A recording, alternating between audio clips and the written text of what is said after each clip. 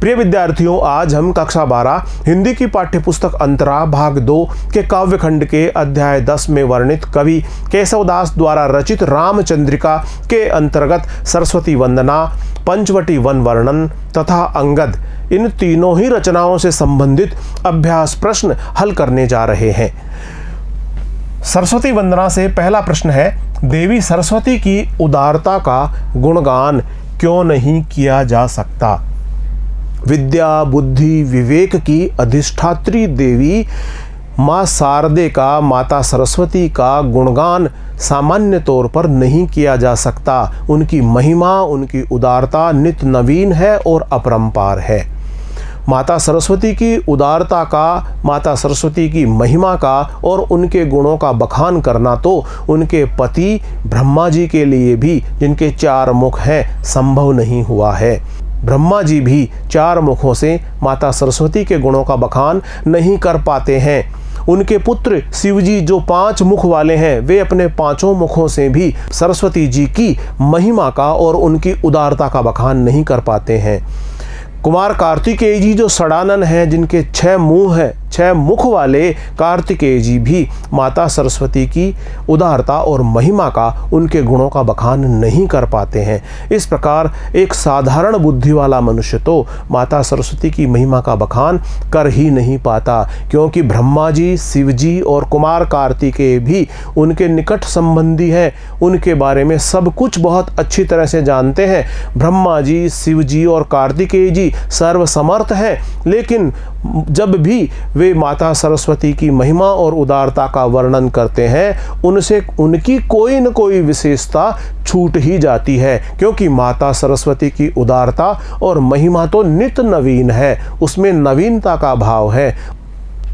देवी सरस्वती की उदारता का गुणगान क्यों नहीं किया जा सकता? इसका उत्तर हम इस प्रकार से लिखेंगे, वाग देवी सरस्वती की महिमा और उदारता का गुणगान इसलिए नहीं किया जा सकता क्योंकि उनकी उदारता एवं महिमा नित्य नवीनता के भाव के साथ में अपरंपार है। बड़े बड़े देवता, बड़े बड़े ऋषि, मुनि, तपस्वी इत्यादि लोगों ने ही नहीं, अपितु चतुर्मुख ब्रह्मा जी, 4 मुख वाले ब्रह्मा जी, 5 मुख वाले शिव जी, 5 मुख वाले महादेव जी और षडमुख कुमार जो 6 मुख वाले हैं कार्तिकेय जी, वे भी सरस्वती जी की महिमा का वर्णन नहीं कर सके।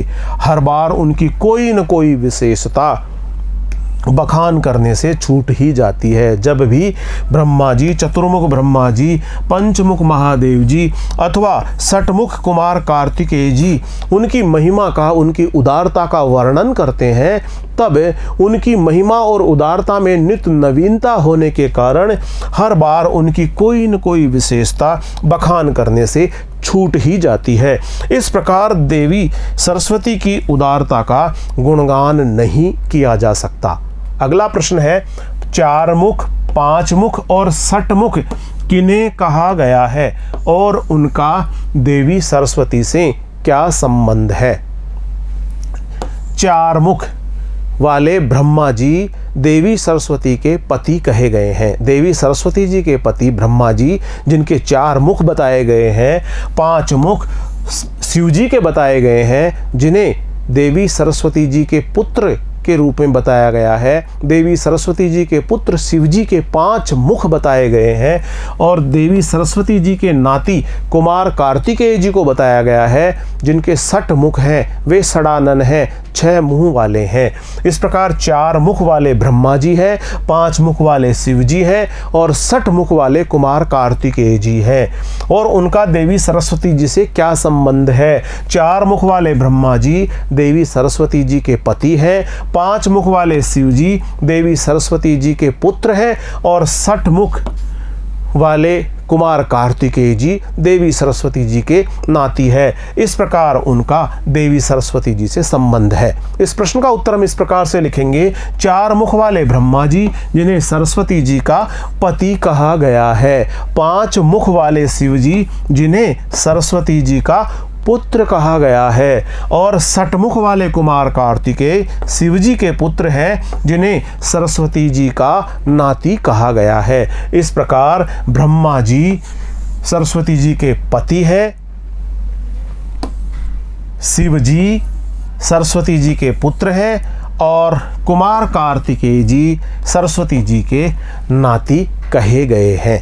अगला प्रश्न है, कविता में पंचवटी के किन गुणों का उल्लेख किया गया है?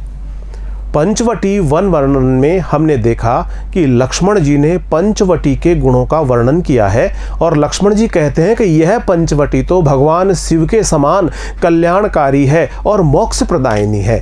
जिस प्रकार भगवान शंकर कल्याण करते हैं, मोक्ष प्रदाता हैं, मोक्ष देने वाले हैं, उसी प्रकार से यह पंचवटी स्थान भी बहुत पावन है, बहुत पुनीत है और बहुत रमणीय है। इस स्थान पर कपटी मनुष्य तो एक घड़ी के लिए भी नहीं ठहर सकता। छल, प्रपंच और कपट करने वाला व्यक्ति पंचवटी में एक क्षण के लिए भी नहीं ठहर सकता। पंचवटी में यहाँ पर तपस्वी रहते हैं, साधु और सन्यासियों का निवास है यहाँ पर, और इन लोगों के द्वारा किए जाने वाले सत्संग का लाभ उठाकर कोई भी व्यक्ति सहज ही ज्ञान प्राप्त कर सकता है। कोई भी व्यक्ति अनायास ही सहज ही ज्ञान की गठरी प्राप्त कर सकता है।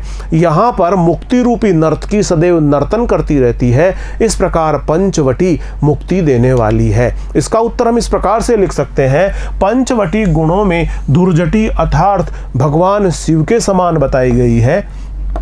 यहाँ रहने वाले लोगों के दुख नष्ट हो जाते हैं और छल प्रपंच करने वाले यानी कपटी व्यक्ति यहाँ एक घड़ी के लिए भी नहीं ठहर सकते। छल प्रपंच और कपट करने वाले व्यक्ति तो पंचवटी में एक घड़ी के लिए भी नहीं ठहर सकते हैं। यहाँ जो व्यक्ति निवास करते हैं वे मृत्यु की इच्छा नहीं करते। यहाँ का प्राकृतिक सौंदर्य अत्यंत विलक्षण है। यह स्थान परम पावन, परम पुनीत और विलक्षण सौंदर्य लिए हुए है। यहाँ बड़े बड़े ऋषि मुनि समाधि लगाते हैं। यहाँ रहने वाले व्यक्ति को अनायास ही ज्ञान प्राप्त हो जाता है, क्योंकि उसे तपस्वियों, साधुओं और तेजस्वियों का सत्संग प्राप्त होता है। और इस प्रकार ऋषियों, मुनियों, तपस्वियों और साधु सन्यासियों से प्राप्त सत्संग द्वारा उसे ज्ञान की प्राप्ति होती है, सहज ज्ञान की प्राप्ति हो जाती है। यहाँ पर मुक्ति रूपी नर्तकी सदैव नृत्य करती रहती है और यहाँ पर पंचवटी में व्यक्ति को मुक्ति भी अनायास ही प्राप्त हो जाती है। अगला प्रश्न है, तीसरे छंद में संकेतित कथाएं अपने शब्दों में लिखिए। प्रिय विद्यार्थियों, हमने तीसरे छंद में केशवदास द्वारा रचित अंगद शीर्षक से रचना पढ़ी है। प्रारंभिक पंक्ति है, सिंधु तरयो उनको वनरा तुम पे धनुरेख गई न तरी। इसमें जो कथा है वह यह है कि सिंधु तरयो उनको वनरा, अंगद रावण से कहता है कि अंगद, तुमने श्री रामचंद्र जी के प्रताप के बारे में मुझसे पूछा है। मैं रामचंद्र जी का दूत हूँ। तुमने पूछा है कौन रामचंद्र जी? तो रामचंद्र जी तो परम प्रतापी है, परम दयालु है, परम कृपालु है।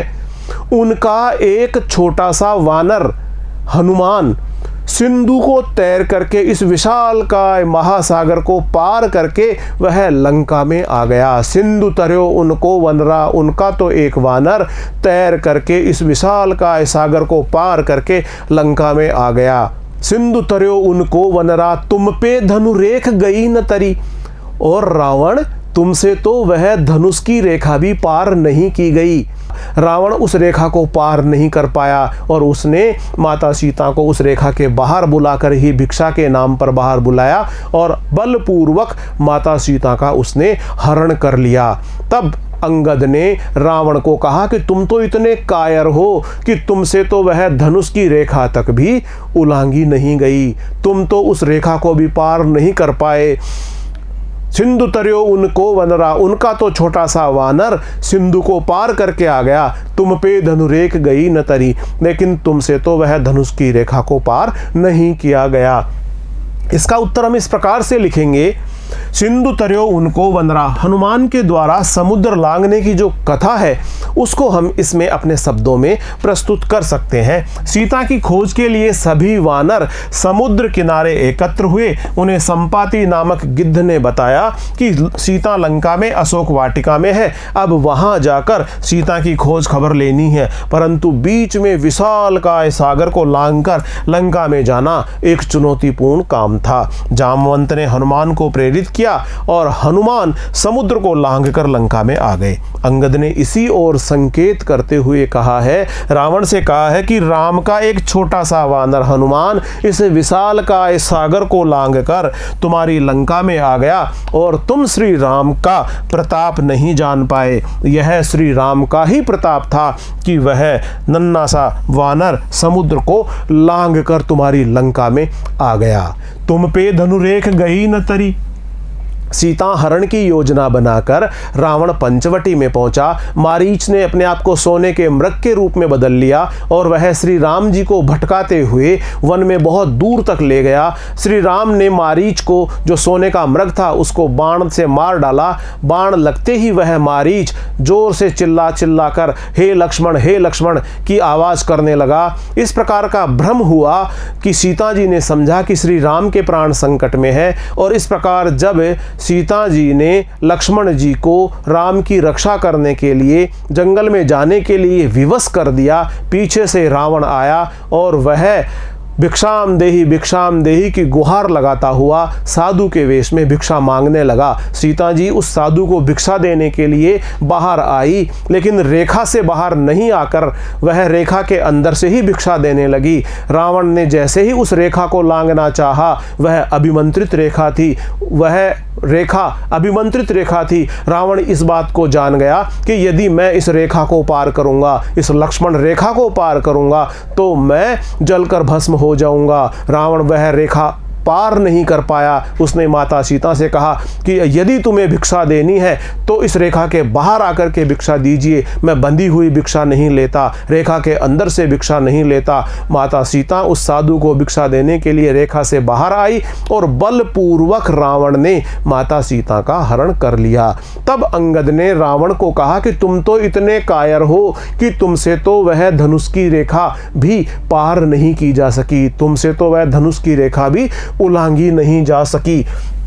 सीता हरण की योजना अनुसार रावण पंचवटी में पहुंचा। मारीच ने स्वर्ण मृग बनकर श्री राम को घने जंगल में भटकने हेतु बाध्य कर दिया। जब श्री राम ने उसको सोने से बने हुए मारीच को बाण से मारा तो गिरते समय मारीच ने जोर से आवाज लगाई, हे लक्ष्मण, जिससे यह भ्रम हो जाए कि राम के प्राण संकट में है। सीता ने उस करुण पुकार को सुनकर कुटिया की रक्षा करते हुए लक्ष्मण जी को श्री राम की सहायता हेतु जाने के लिए विवश कर दिया।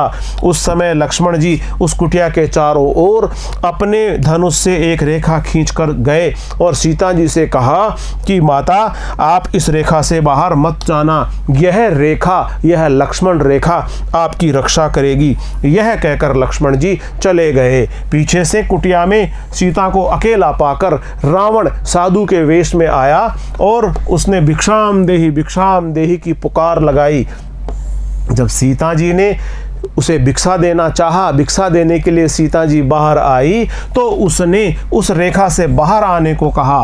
रावण लक्ष्मण द्वारा खींची गई उस लक्ष्मण रेखा को पार नहीं कर सका, क्योंकि जैसे ही रेखा के भीतर वह पैर रखता वहां आग जलने लगती। वह समझ गया कि यह अभिमंत्रित रेखा है और अगर रावण ये बात समझ गया कि यदि मैंने इसे पार करने का दुस्साहस किया तो मैं जलकर भस्म हो जाऊंगा। इसलिए उसने सीता से कहा कि आप इस रेखा से बाहर आकर भिक्षा दे, मैं बंधी हुई भिक्षा नहीं लेता हूँ।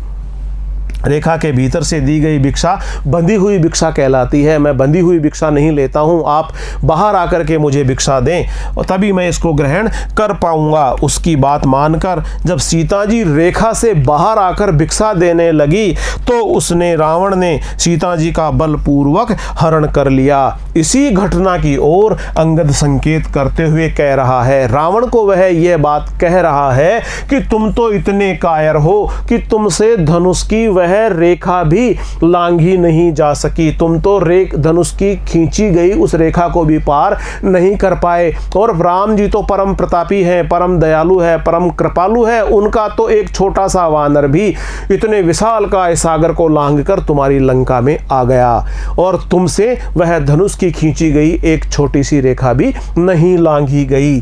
तुम इतने कायर हो कि तुमसे धनुष की वह रेखा तक पार नहीं की जा सकी। और इसी अंगद प्रसंग में जो अंतिम पंक्तियां हैं, लंक जराय जरी यानी लंका दहन की घटना की ओर संकेत किया गया है। इसमें अशोक वाटिका में जब हनुमान जी पहुंच गए, माता सीता के दर्शन कर लिए, इसके पश्चात उन्होंने वहां फल फूल खाए और वहां पर फल फूल खाते हुए वहाँ पर थोड़ा बहुत उत्पात भी मचाया। वहाँ रहने वाले जो भी रक्षक थे उनको भी मार गिराया। अक्षय कुमार को भी हनुमान जी ने मार गिराया। अक्षय कुमार को मारने के समाचार सुनकर रावण का पुत्र मेघनाद आया। रावण के पुत्र मेघनाद ने ब्रह्मास्त्र का प्रयोग किया और ब्रह्मास्त्र के माध्यम से उसने ब्रह्मास्त्र चलाकर मेघनाद ने हनुमान जी को ब्रह्मपास में बांध लिया। ब्रह्मपास में बांधकर वह हनुमान जी को रावण के दरबार में लेकर गया। रावण ने बानर को दंड देने के लिए उसकी पूंछ में आग लगाने का आदेश दिया। राक्षसों ने हनुमान जी की पूंछ में बहुत सारा रुई, कपड़े इत्यादि बांधकर उस पर तेल डाल करके हनुमान जी की पूंछ में आग लगा दी। हनुमान जी ने भी बहुत कौतुक किया और वहां पूरी लंका में घूम घूम कर सोने की लंका को जला डाला। इस प्रकार अंगद रावण से कहते हैं कि हे रावण, तुम तो हनुमान को बांध ही नहीं पाए। तुम्हारे पुत्र ने तो ब्रह्मास्त्र के अंदर हनुमान जी को बांधने का प्रयास किया था, लेकिन तुम तो उसे बांध ही नहीं पाए। उल्टे वह जो हनुमान है, वह जो नन्हा सा वानर है, उसने तो पूरी की पूरी लंका को ही जला दिया। उस लंका को जो सोने, चांदी और हीरे मोतियों से जड़ी है, इस प्रकार स्वर्ण और रत्न जड़ित लंका को वह बानर जला गया। इस प्रकार से लंका दहन की घटना भी इसमें संकेत की गई है। अशोक वाटिका में पहुंचकर हनुमान ने सीता के दर्शन किए, फल खाए और फिर वाटिका को उजाड़ने लगा। वहां के रक्षकों ने जब प्रतिरोध किया तो उनको भी मार भगाया। उनको पकड़ने के लिए अक्षय कुमार को भेजा गया, परंतु हनुमान ने उसे भी मार डाला। तब रावण का पुत्र मेघनाद आया और ब्रह्मास्त्र का प्रयोग करके उसने हनुमान को नागपास में बांध लिया। बंधे हनुमान को ले जाकर रावण के दरबार में प्रस्तुत किया। रावण ने हनुमान को दंड देने के लिए उसकी पूंछ में आग लगाने का आदेश दे दिया कि इस बानर की पूंछ में आग लगाकर जला दी जाए। तेल भीगी रुई उसकी पूंछ पर लपेट दी गई। जितने भी राक्षस थे उन्होंने मिलकर तेल से भीगी हुई रुई और कपड़े हनुमान जी की पूंछ पर बांध दिए और उसमें आग लगा दी गई। हनुमान जी ने उछल कूद करके सारे बंधन तोड़ दिए और जलती हुई पूंछ लेकर लंका के भवनों में उछल कूद करने लगे और उछल कूद करते हुए सारी लंका में आग लगा दी। सारी लंका जलकर राख हो गई। जो हीरे, मोती और स्वर्ण से जड़ित लंका थी वह जलकर राख हो गई। फिर समुद्र में कूदकर हनुमान ने अपने पूंछ में लगी आग बुझा ली। अंगद ने इसी घटना की ओर संकेत कर रावण को हतोत्साहित किया और कहा कि तुमसे तो एक वानर को बांधा ही नहीं जा सका और वह वानर तुम्हारी रत्न जड़ित सोने की लंका को जलाकर सकुशल वापस लौट गया। अगला प्रश्न है, निम्नलिखित पंक्तियों का काव्य सौंदर्य स्पष्ट कीजिए। पति बरने 4 मुख, पूत बरने 5 मुख, नाती बरने 6 मुख, तदपि नई नई। इन पंक्तियों का काव्य सौंदर्य स्पष्ट करना है। माता सरस्वती जी के पति ब्रह्मा जी हैं जो 4 मुख वाले हैं। माता सरस्वती जी के पति ब्रह्मा जी जो 4 मुख वाले हैं, वे भी माता सरस्वती जी की उदारता और महिमा का वर्णन नहीं कर पाते हैं।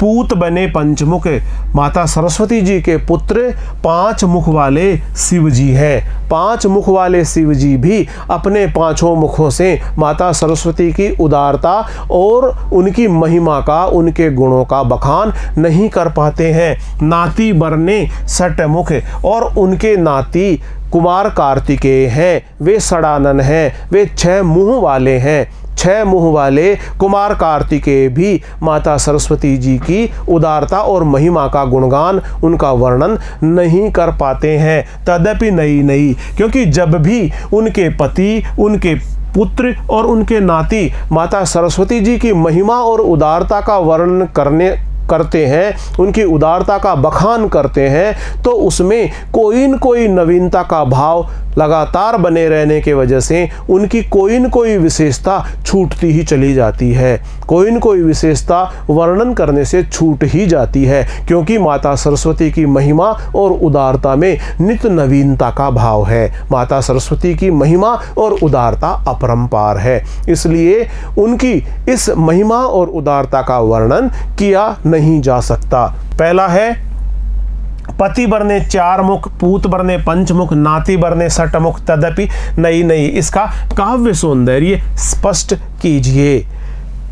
पति, माता सरस्वती के पति 4 मुख वाले ब्रह्मा जी हैं।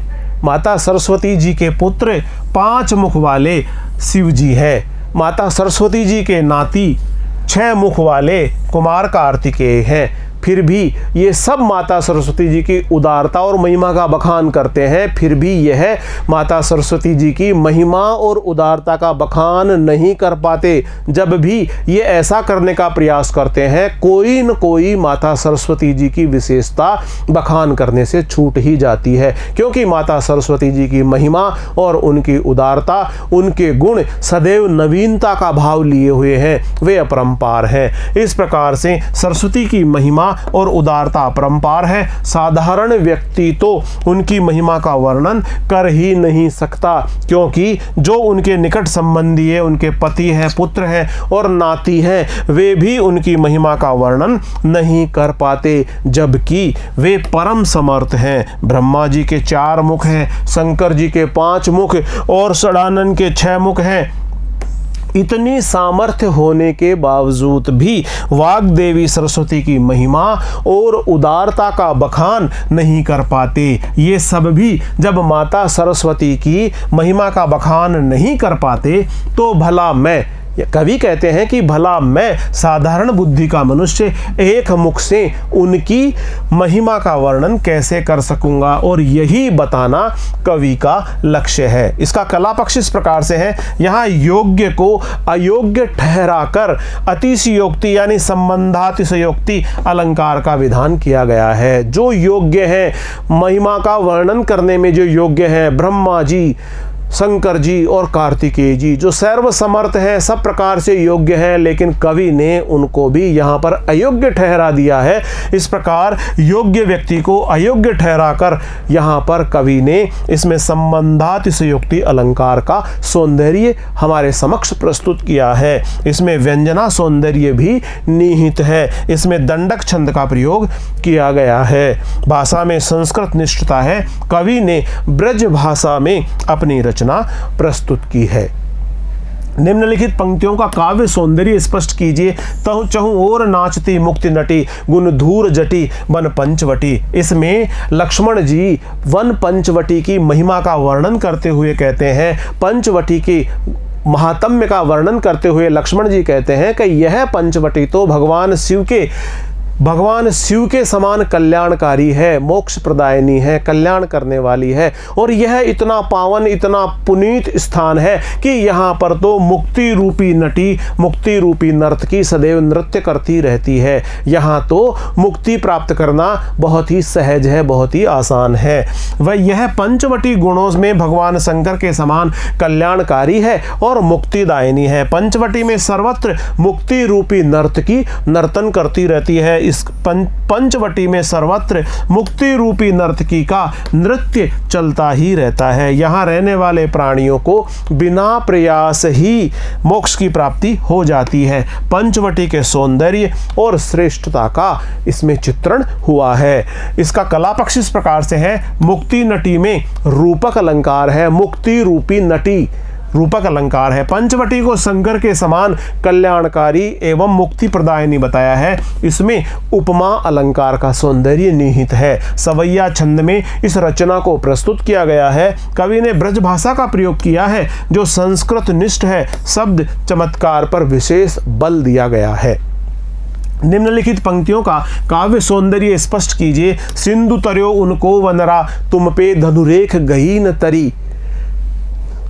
अंगद रावण से कहते हैं कि श्री रामचंद्र जी का परम प्रताप का ही ये बल है कि उनका नन्हा सा वानर हनुमान इस विशाल काय सागर को लांघकर लंका में आ पहुंचा।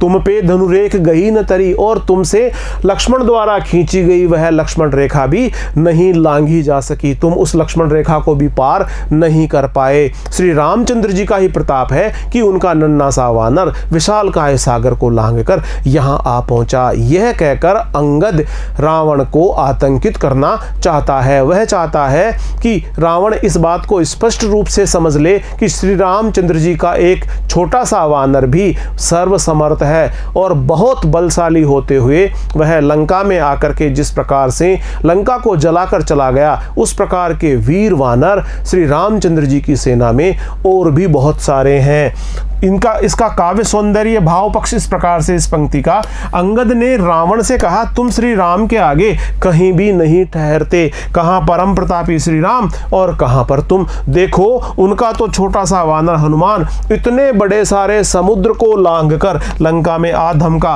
और तुम धनुष की उस रेखा को भी नहीं लांघ पाए जो पंचवटी में सीता की कुटिया के चारों ओर लक्ष्मण जी ने खींच दी थी। हे रावण, अब तुम ही बताओ कि तुम्हारी और श्री राम की बराबरी कैसे हो जा सकती है। यहाँ राम की महत्ता प्रकट की गई है, यहाँ पर राम के प्रताप का वर्णन किया गया है। कला पक्ष इस प्रकार से है, रावण को उसकी तुच्छता का बोध व्यंजना के माध्यम से कराया गया है। वंदरा का तात्पर्य है छोटा सा वानर, अर्थात हनुमान तो हमारे सेना के छोटे से ही वानर है। हनुमान से तो और अधिक बलशाली और अधिक वीर वानर हमारी सेना में है। ऐसा कहकर अंगद रावण को आतंकित करना चाहता था। वानर सेना में उससे भी धुरंधर बड़े बड़े वानर है। ऐसा कहकर अंगद रावण को भयभीत करने का प्रयास कर रहा है। यहाँ सवैया छंद है, कवि ने ब्रज भाषा का प्रयोग किया है। ब्रज भाषा संस्कृत निष्ठ है और शब्दों का चमत्कार देखने योग्य है। निम्नलिखित पंक्तियों का काव्य सौंदर्य स्पष्ट कीजिए। तेलन तूलन पूंछ जरी न जरी, जरी लंक जराए जरी।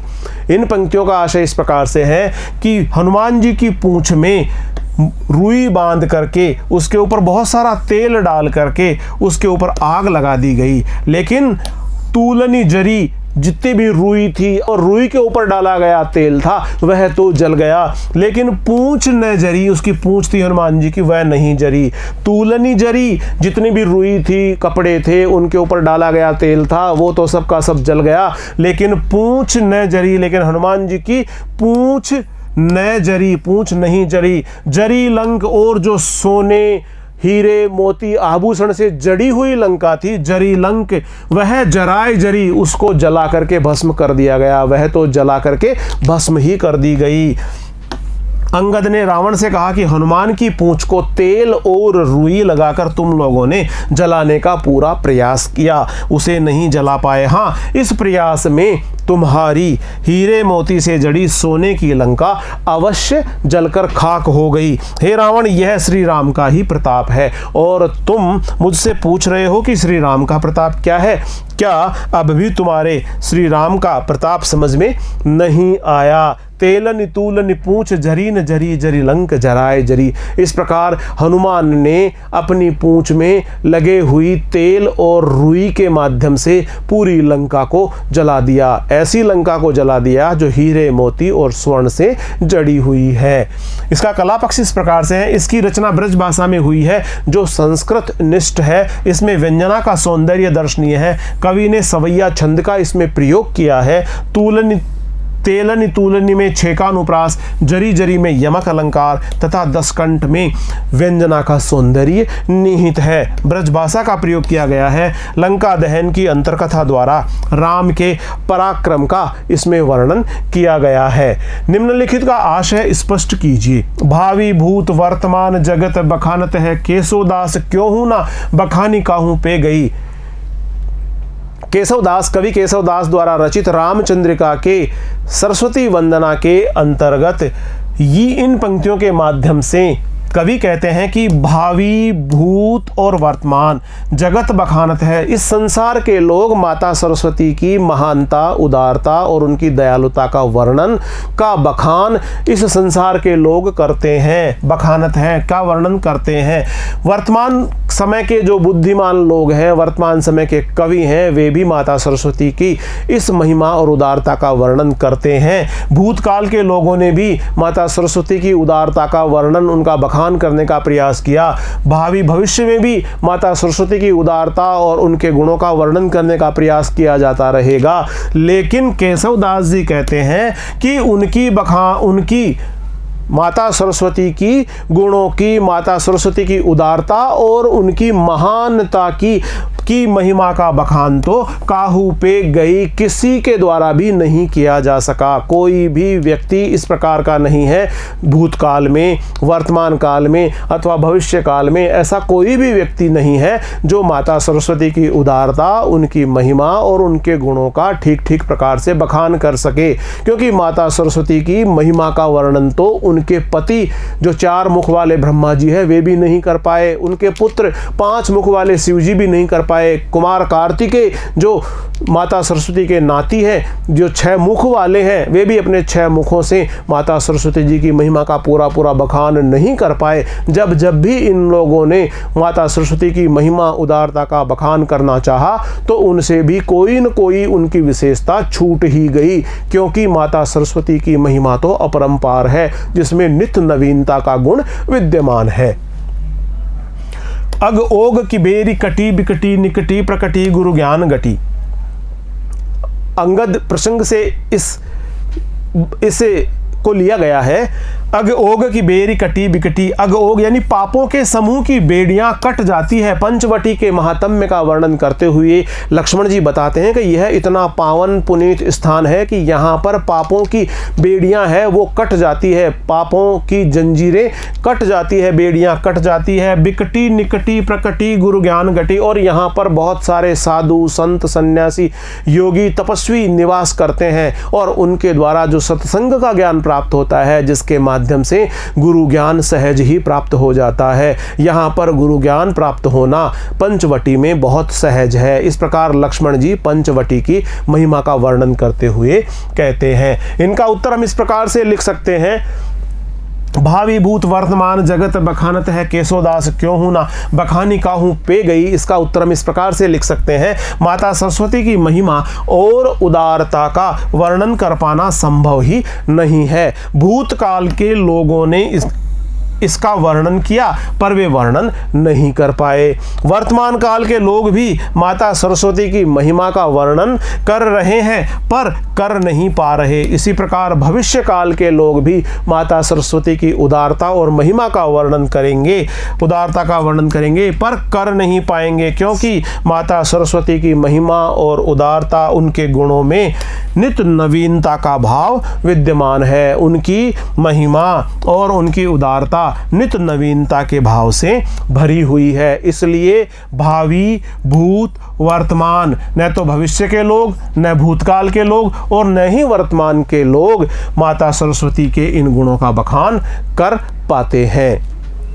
निम्नलिखित का आशय स्पष्ट कीजिए। अग ओग की बेरी कटी बिकटी निकटी प्रकटी गुरु ज्ञान गटी। पंचवटी के महात्म्य का वर्णन करते हुए कवि कहते हैं कि यहाँ के निवासियों के पाप समूह की बेड़ियां कट जाती है और पंचवटी में ऋषियों, मुनियों से प्राप्त सत्संग द्वारा गंभीर ज्ञान की गठरी, गंभीर ज्ञान सहज ही प्राप्त हो जाता है। अर्थात पंचवटी में निवास करने से समस्त पाप नष्ट हो जाते हैं और व्यक्ति को ज्ञान प्राप्त हो जाता है। इस प्रकार से पंचवटी में निवास करने से समस्त प्रकार का ज्ञान प्राप्त हो जाता है और व्यक्ति के समस्त पाप नष्ट हो जाते हैं। यह तो मुक्ति प्रदान करने वाली है। इस प्रकार से पंचवटी के महत्व को बताया गया है। प्रिय विद्यार्थियों, आज हमने अध्याय 10 कवि केशवदास द्वारा रचित रामचंद्रिका के अंतर्गत सरस्वती वंदना, पंचवटी वन वर्णन और अंगद, इन तीनों ही रचनाओं से संबंधित अभ्यास प्रश्न हल किए हैं। अगले वीडियो में हम अध्याय 11 कवि घनानंद द्वारा रचित कवित्व और सवैया लेकर शीघ्र ही उपस्थित होंगे। तब तक नमस्कार।